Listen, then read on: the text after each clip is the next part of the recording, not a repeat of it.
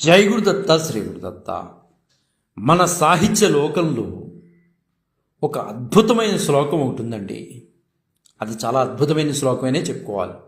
అదేంటంటే, సాహిత్య విద్య జయగంటయైవ సంవేజ్జయంతే కవయో యశాంసి యదా యదాస్యాం ధ్వనిరుద్ జిహీతే తదా తదా సర్హసి మూల్యభేదాన్. చాలా చక్కటి శ్లోకం అండి సాహిత్య లోకంలో. అసలు ఏంటి దీని అర్థం అంటే, కవులు తమ ఘన యశస్సులను సాహిత్య విద్య అను గెలుపు గంట చేత ఇప్పుడు కూడా ప్రకటిస్తూ ఉంటారన్నమాట. ధ్వని ఎంతెంత ఆ గంట సాగుతుందో దానికి అంతంత మూల్యము ధరణిలో పెరుగుతుంది అని దీనికి భావంగా మనం మాట్లాడుకుంటూ ఉంటాం. అయితే ఈ సాహిత్య లోకంలో ఉన్నటువంటి ఈ శ్లోకం వాస్తవం అయినా, నిజానికి చెప్పాలంటే మూల్యము ఎంత విలువైందో మనసులో ఉన్నటువంటి నిర్మాల్యాన్ని తీయటానికి రచయిత అంత ఆలోచిస్తాడండి. రచయితకు డబ్బు ఎంత అవసరమో ఆ మాట పక్కన పెడితే, డబ్బు కన్నా ముఖ్యమైనది ఏంటయ్యా అంటే, మన మనసుల్లో కరుడుగట్టినటువంటి నిర్మాల్యాలు ఏవైతే ఉంటాయో వాటిని వెలికి తీసి మనకి జ్ఞానోదయం చేయడానికి రచయిత ఎప్పటికప్పటికి తపన పడుతూ ఉంటాడు. రచయిత అనేవాడు ఎలా ఉంటాడంటే, తన చుట్టూ అలుముకొని ఉన్న సామాజిక పరిస్థితుల పట్ల ప్రతిస్పందించే రచయిత లేదా రచయిత్రి ఆయా పరిస్థితులను తన రచనలో చిత్రిస్తూ, ఆ వ్యక్తులు ఎదుర్కొనే సమస్యలకు సముచితమైన పరిష్కారాలు సూచిస్తూ, తను చేపట్టిన ఉదాత్తమైన రచనా వ్యాసంగానికి న్యాయం చేకూర్చగలిగితే ఆ రచయితకి కానీ రచయిత్రికి కానీ జీవితం ధన్యమైనట్లయితే 10 కాలాల పాటు చదివిన వాడి మనస్సులో ఆ రచయిత లేదా రచయిత్ర పేరు మారిపోకపోతూ ఉంటుంది. కొన్ని పుస్తకాలు మనిషి యొక్క జీవితాన్ని మార్చేస్తాయి. ఇది కాదనలేని సత్యం అండి. ఖచ్చితంగా రచయిత అతను ఎవరో మనకి ఎదురుకుండా ప్రస్ఫుటంగా కనిపించకపోయినా ఆయన యొక్క భావజాలం మనిషిని మార్చేస్తుంది. ఆ వ్యక్తి అమెరికాలో ఉన్నవాడికి కనిపించకపోవచ్చు, కానీ ఆయన పుస్తకం అమెరికాలో ఉన్నవాడికి లభ్యం అవ్వచ్చు. అది చదివి తన జీవితాన్ని మార్చుకోవచ్చు. కాబట్టి మనసులో పెరిగిపోయినటువంటి నిర్మాల్యాన్ని రచయిత మాత్రం ఖచ్చితంగా మార్చగలడండి. ఆ సాయి శక్తులారా ప్రయత్నించుకుని అతను మార్చడానికి ప్రయత్నం చేస్తాడు. ఎందువల్లంటే, సమాజంలో అతను బతుకుతూ అతను ఎదురైనటువంటి సమస్యలను అతను ఎలా పరిష్కరించాలి అని తెలుసుకుని, ఆ తెలుసుకున్న దాన్ని చక్కగా ఒక రచన ద్వారా చిత్రీకరణ చేసి సమాజంలో వెలుగులోకి తీసుకొస్తాడు. ఆ సమాజంలోకి అటువంటి పుస్తకాలను మనం చదవడం వలన వారి జ్ఞానాన్ని మనం పొందినట్లవుతుంది. అలాగే సమాజంలో మనం ఎలా నడుచుకోవాలి, ఎలా నడుచుకోకూడదు అనేది మనకి పుస్తక జ్ఞానం తెలుపుతుందండి. ఖచ్చితంగా తెలుపుతుంది. పుస్తక జ్ఞానం ఏంటి తెలిపేది అనుకుంటాం, కాదు. ఖచ్చితంగా పుస్తక జ్ఞానం మనకు తెలియజేస్తుంది. సమాజంలో ఎలా ఉండాలి, ఎలా ఉండకూడదని చెప్పేది ఖచ్చితంగా పెద్దలు ఇటు చెప్తారు. ఆ పెద్దలు చెప్పిన దానికన్నా కొంచెం ముందడుగు వేసేది పుస్తక జ్ఞానమేనండి. ఖచ్చితంగా ఎలా ఉండాలి, పెద్దవాడితో ఎలా మాట్లాడాలి, చిన్నవాడితో ఎలా మాట్లాడాలి, ఇవన్నీ కూడా పుస్తక జ్ఞానమే. సమాజంలో కరుడుగట్టుకుపోయినటువంటి తీవ్రవాద పరిస్థితులను ఎలా మనం మలుచుకోగలగాలి, పూర్తిగా దాన్ని ఎలా నిర్మూలించాలి అనేది ఇక్కడ మన రచయిత గొప్పతనం అండి. ఎందువలంటే అంత స్పష్టంగా ఆయన రచయిత కానీ రచయిత్రి కానీ స్పష్టంగా వాళ్ళ యొక్క రచనలో చేస్తుంటారు. అలాగా తెలుగు ప్రజల మనసులో సుస్థిరమైన స్థానాన్ని సంపాదించి 1950వ సంవత్సరం నుండి దాదాపు 3 దశాబ్దాల పాటు తెలుగువారికి సుపరిచితమై రచయిత్రిగా, కాలమిస్టుగా, సాహిత్య అకాడమీ బహుమతి గ్రహీతగా, సాధారణ చదువు చదివి తర్వాత భర్త యొక్క అనుగ్రహంతో ఉన్నత స్థాయికి ఎదిగి రాయడం కోసం రాయడంగా కాక ప్రజల కోసం రాయడం, వారికి చేరే మార్గంలో రాయడం ఒక సవాలుగా అంటూ రచన చేస్తూ తెలుగు కథా రచయిత్రుల్లో ఒక విలక్షణమైన రచయిత్రిగా, నేటి మన ప్రాతస్మరణీయురాలుగా గుర్తింపు పొందిన ఆదర్శవంతమైన స్త్రీమూర్తి మాలతీ చెందూరు గారండి. నేడు మాలతీ చెందూరు గారి వర్ధంతి సందర్భంగా ఆమెకి నివాళులర్పిస్తూ వారి జీవిత విశేషాలను తెలుసుకోవడానికి మనం ప్రయత్నం చేద్దామండి. మాలతీ చెందూరు గారు కృష్ణా జిల్లాలోని నూజివీడులో డిసెంబర్ 26, 1928 సంవత్సరంలో జన్మించారండి. ఆమె తల్లిదండ్రుల పేర్లు జ్ఞానాంబ, వెంకటేశ్వర్లు. వీరికి, ఈ దంపతులకి 6 పిల్లలు ఉన్నారు. అంటే మన మాలతీ చెందూరు గారికి 6 సహోదరులు ఉన్నారు అని మనకు అర్థమవుతోంది. అందరికంటే ఆమె చిన్నది. వాళ్ళు ఉండే ఊరికి రైల్వే స్టేషన్కు సుమారు దూరం 13 మైళ్ళు. హనుమాన్ జంక్షన్ కూడా అంతే దూరం. అయితే ఆ ఊరు మామిడిపళ్ళకి ప్రసిద్ధండి. అంటే ఆనాటి ప్రధాని జవహర్లాల్ నెహ్రూ నూజివీడి రసాలను బెర్నాడ్ షాకి బహుమతిగా ఇచ్చినట్లు మనకి చరిత్రలో మనం చూసాం, అది ప్రతీతి. అయితే ఊరికి వెళ్ళే దారిలో ముందుగా అడివాంజనేయులు గుడి, తర్వాత మొగళ్ళ చెరువు, బైరాగుల సత్రం స్వాగతం పలుకుతూ ఉంటాయండి. ఊర్లో ఉయ్యూరు రాజావారి దివాణం ఉండేది. దివాణం పక్కనే ఎస్ఆర్ఆర్ పాఠశాల ఉండేది. అందులో 8వ తరగతి వరకు ఎస్ఎస్ఆర్ పాఠశాలలోనే మాలతి గారు చదువుకున్నారు. ఆమె బాల్యంలో అధిక భాగం నూజివీడులోనే గడిచిందండి. ఆమె భాగం అంతా కూడా, అధిక భాగం అంతా కూడా.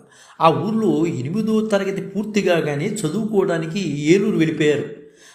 అక్కడ వారి మావయ్య గారు, అంటే చెందూరు గారండి, మావయ్య గారి పేరు చెందూరు, ఇంట్లో ఉండి ఆమె చదువుకున్నారు. ఏలూరులోని వల్లూరు సెయింట్ తెరిస్సా స్కూల్లో ఇంగ్లీష్ మీడియంలో చేరారు.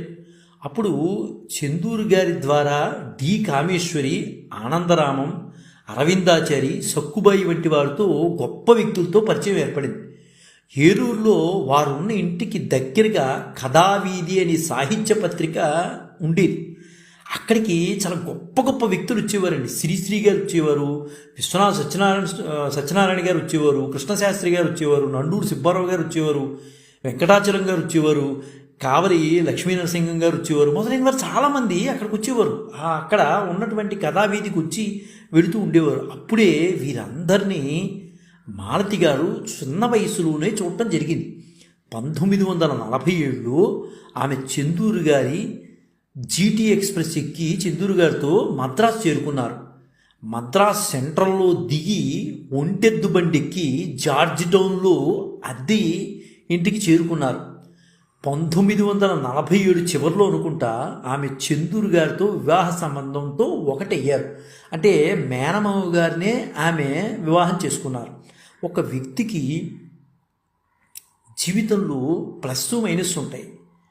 ఆమె మాట్లాడుతూ నాకు మైనస్సే ప్లస్ అయ్యింది అనే మాట కూడా చాలాసార్లు చెప్పారు మన మాలతీ చెందూరు గారు. అంతవరకు ఆవిడ మాలతిగా ఉన్న ఆవిడ చెందూరు గారి వివాహంతో మాలతీ చెందూరు అయ్యారు. మద్రాసుకు వచ్చిన తర్వాతే ఆమె ప్రైవేట్గా ఎస్ఎస్ఎల్సి పూర్తి చేశారు. అంతవరకు నామమాత్రమైన చదువుతూ ఉన్న ఆవిడ భర్త స్థానం అంటే చెందూరు గారు కలవంగానే ఆమెలో జిజ్ఞాస ఎక్కువగా పెరిగింది. చెందూరు గారు అంటే మహానుభావుడు సాహిత్యంలో. ఆయనతో ఈవిడ కలవంగానే ఎస్ఎస్ఎల్సి పూర్తి చేసుకున్నారు. మొదటి స్టోన్ అండి అది ఆవిడ జీవితంలో. వారు ఇంతకు మించి పెద్ద చదువులేం చదవలేదు, అక్కడతో ఆగిపోదామని అనుకున్నారు.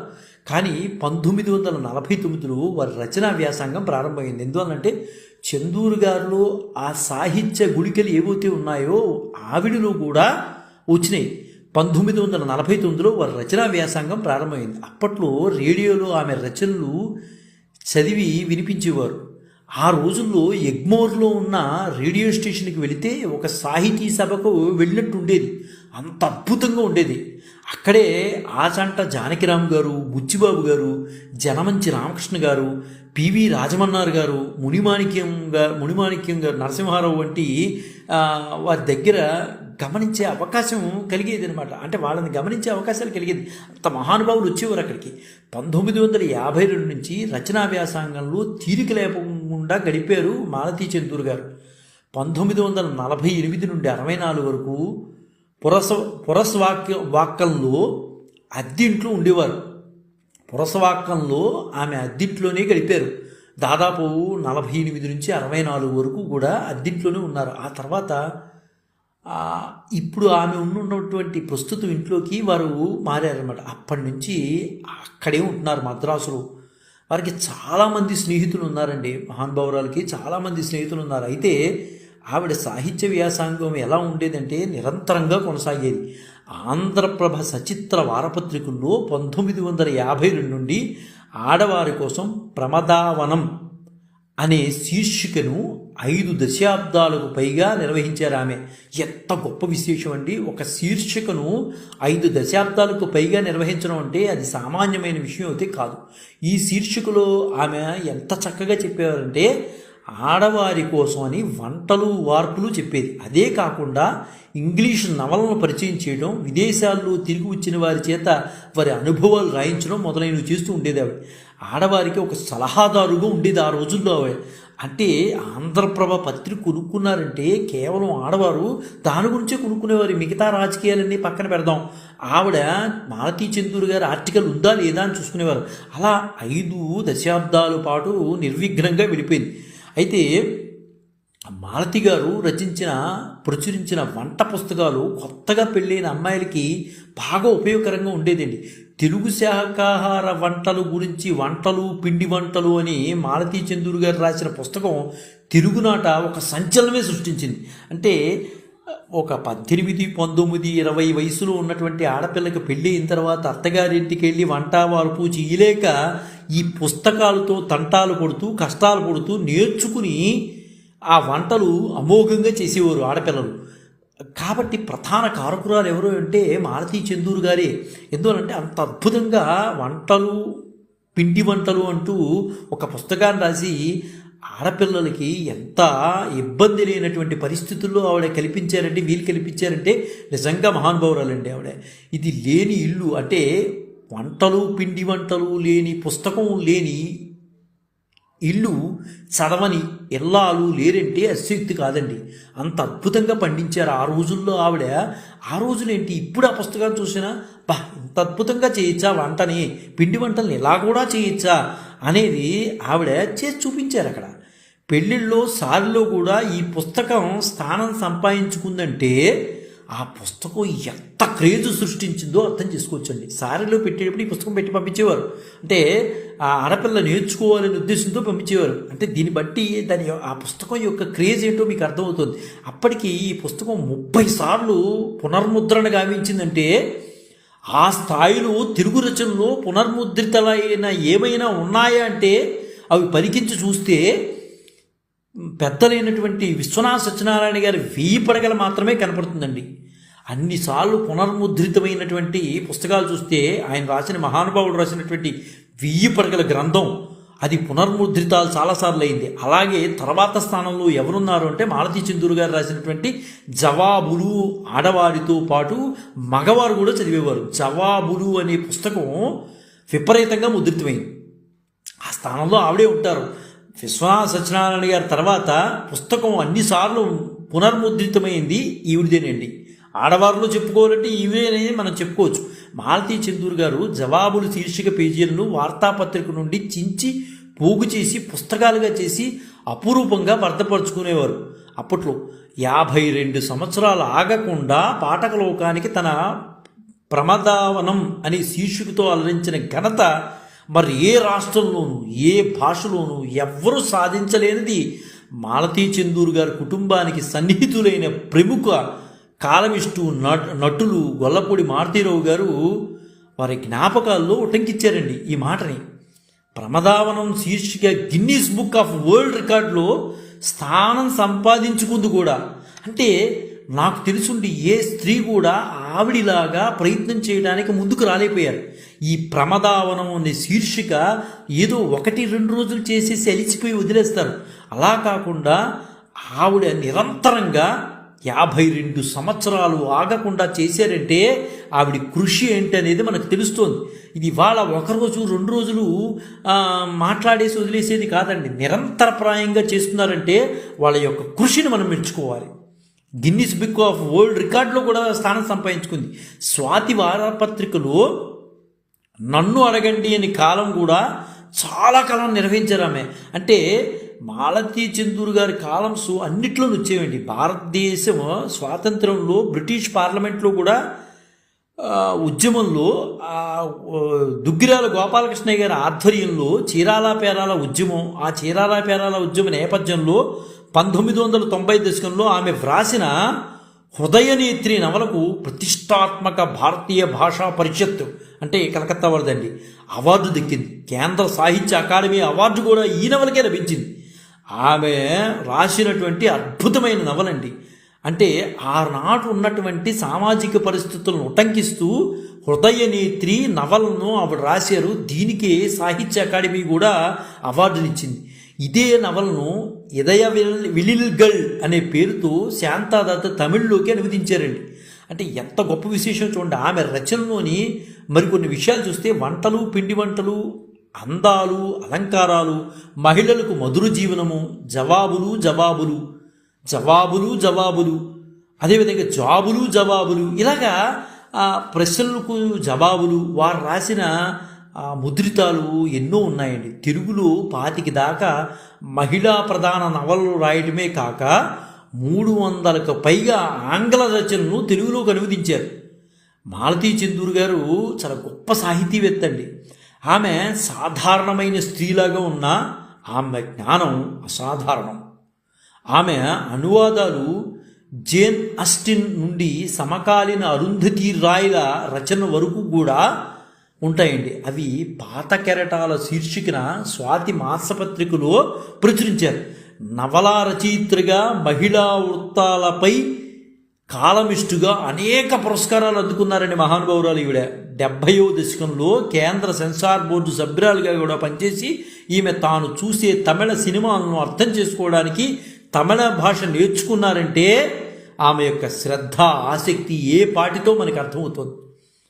తమిళం నేర్చుకున్న 2 ఏళ్లకే అనువాదాలు ప్రారంభించి ప్రముఖ తమిళ రచయితలు శివశంకరి, జయకాంతన్, ఎన్ఏ పార్థసారథి, పులయమై పిత్తన్, సుజాత, కలంజేర్, కరుణానిధి తదితరులు చేసిన తమిళ రచనలు సైతం మాలతి గారు తెలుగులోకి అనువదించారు.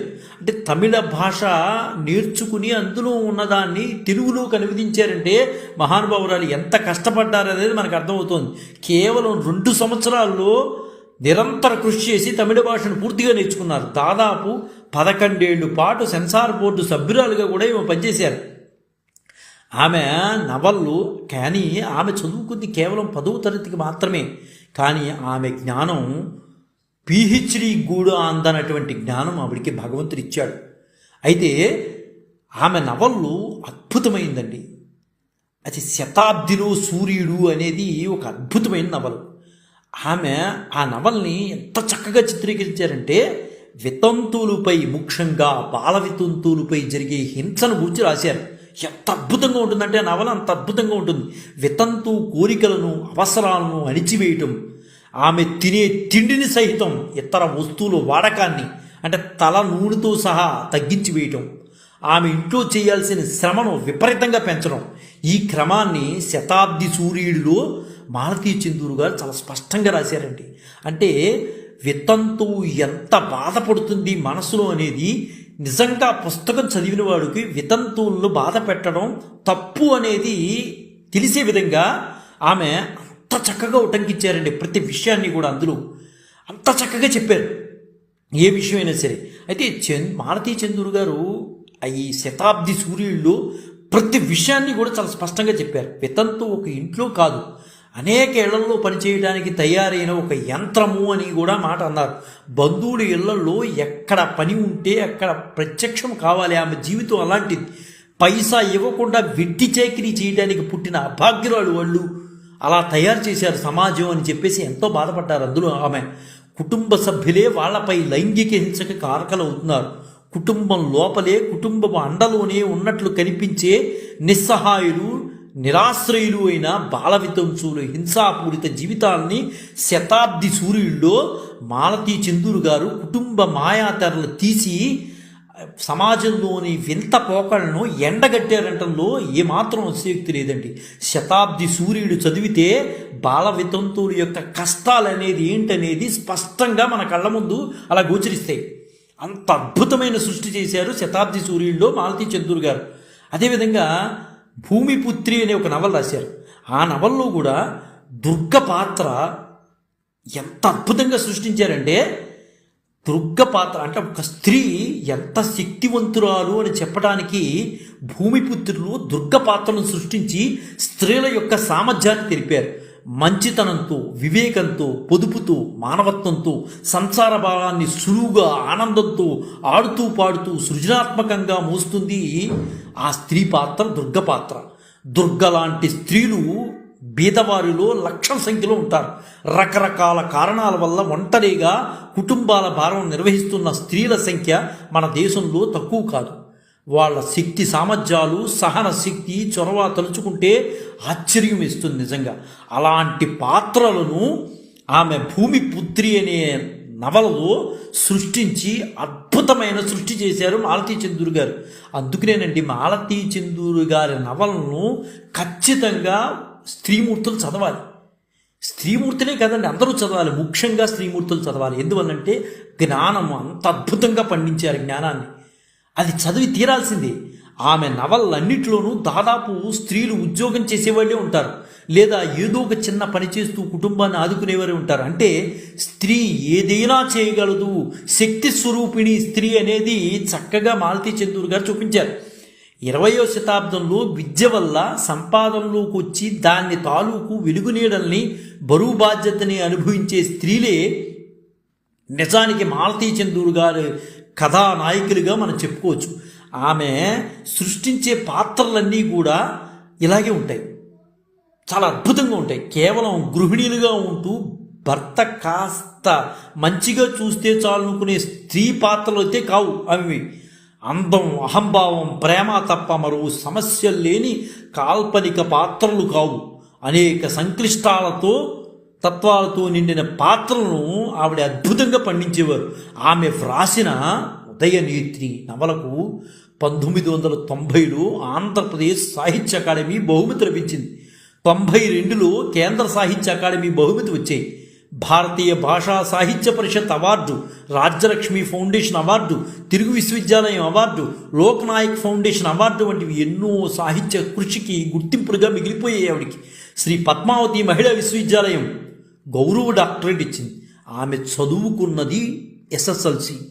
ఆమెకు వచ్చిన ఆమె యొక్క జ్ఞానం అపారం.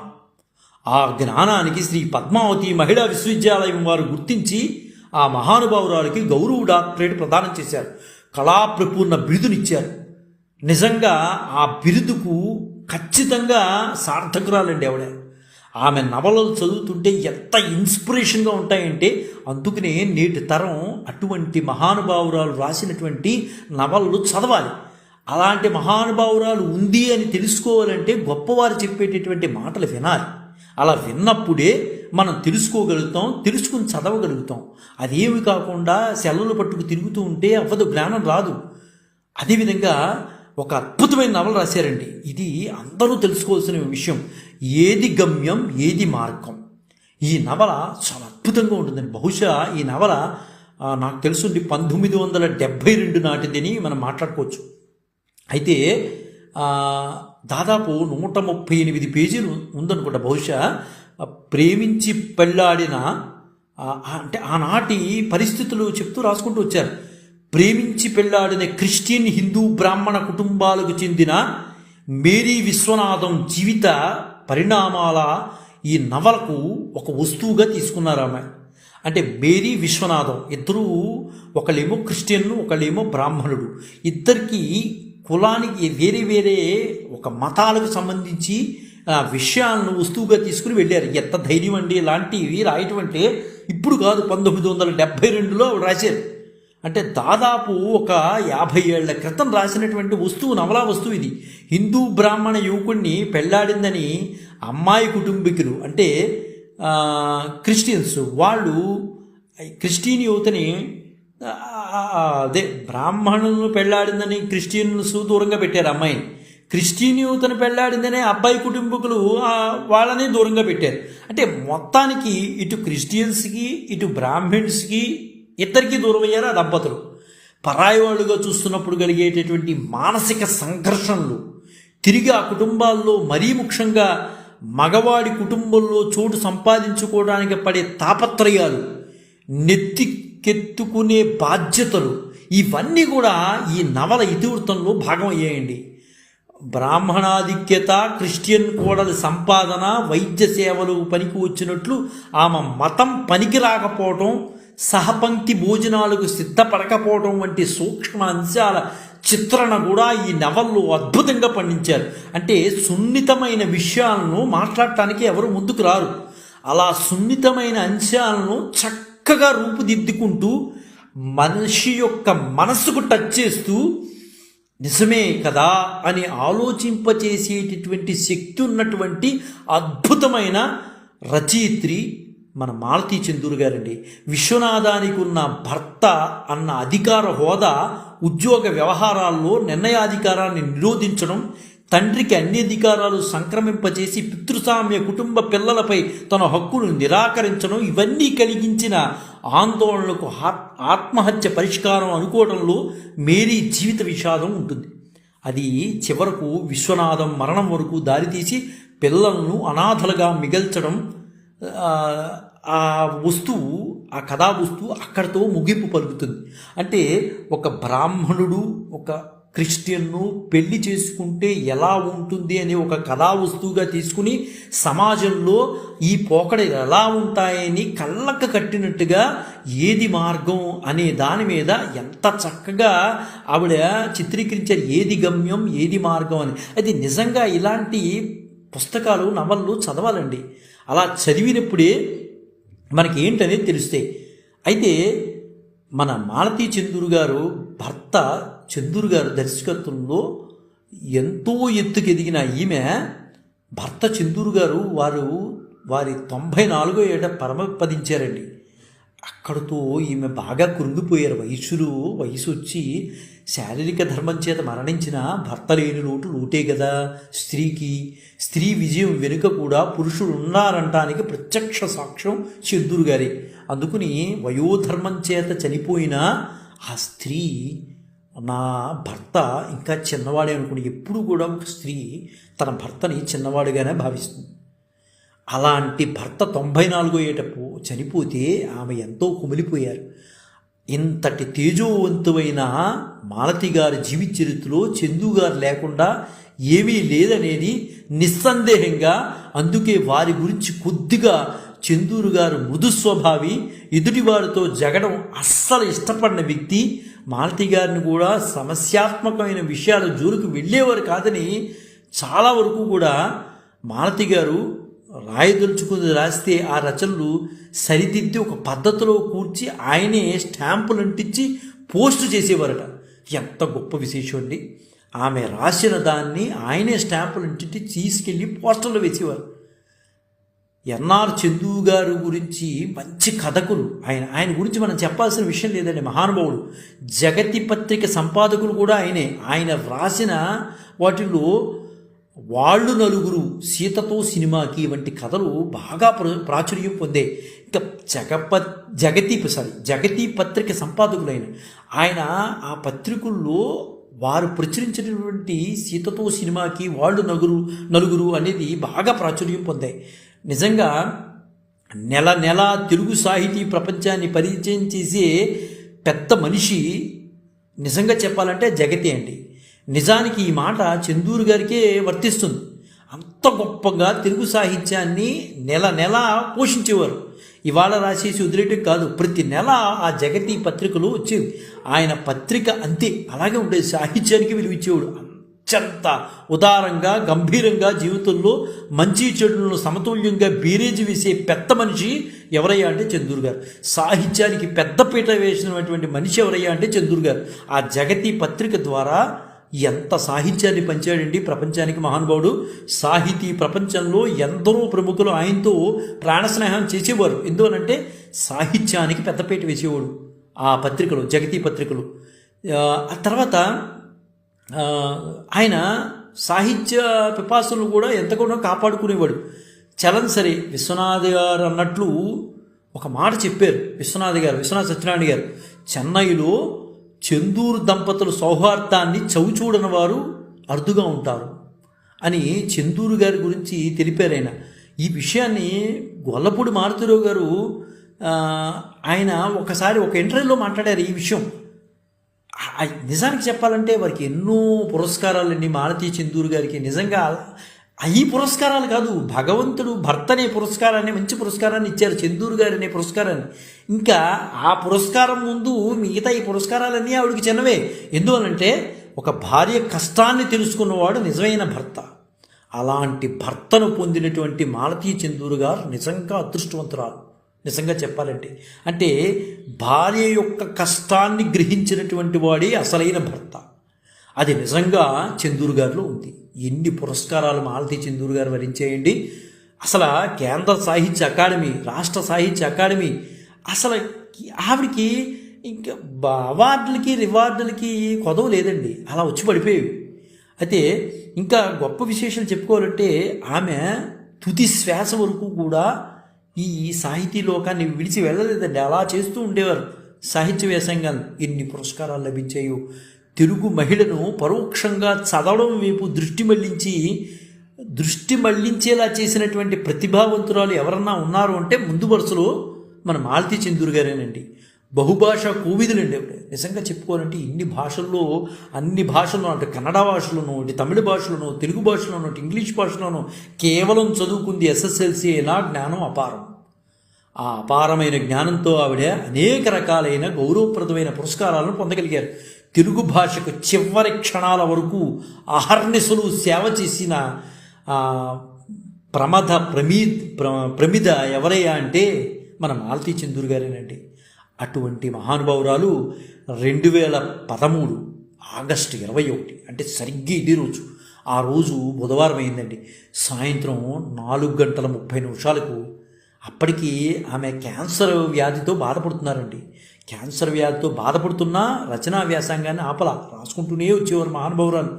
2013 ఆగస్టు 21 బుధవారం సాయంత్రం 4:30 క్యాన్సర్ వ్యాధితో బాధపడుతూ తుది శ్వాస విడిచేశారు. ఆ మహానుభావురాలు లేని లోటేనండి. నిజంగా చెప్పాలంటే అంత జ్ఞానాన్ని ఆడవారికి మగవారికి తారతమ్యం లేకుండా పంచేటటువంటి ప్రజ్ఞావంతురాలు ఈ రోజుల్లో దొరకడం చాలా కష్టం నిజంగా చెప్పుకోవాలంటే. ఇంకా గమ్మత్తైన విషయం ఏంటంటే ఆమె చనిపోయిన తర్వాత, శరీరాన్ని వదిలేసిన తర్వాత మెడికల్ కాలేజీకి శరీరాన్ని దానం చేసిందండి ఆవిడ. దానం చేయమని లేఖ రాశారు ఆవిడ. ఎంత గొప్ప విశేషం అండి ఆమె, ఎంత గొప్ప వ్యక్తి, ఎంత ప్రజ్ఞావంతురాలు. నిజంగా ఆనాటి కాలంలో ఆడవారిని నిజంగా ఆమె యొక్క నవలలతో ఎంత ప్రతిభావంతులుగా తీర్చిదిద్దారంటే అప్పుడే కాదండి, నిజానికి చెప్పుకోవాలంటే ఇప్పుడు ఆ నవలు చదివిన ఆడవారిలో అంత జ్ఞానం వికసిస్తుంది. ఆడవారనే కాదు, ఎవరిలైనా సరే ఆ జ్ఞానం వికసిస్తుంది.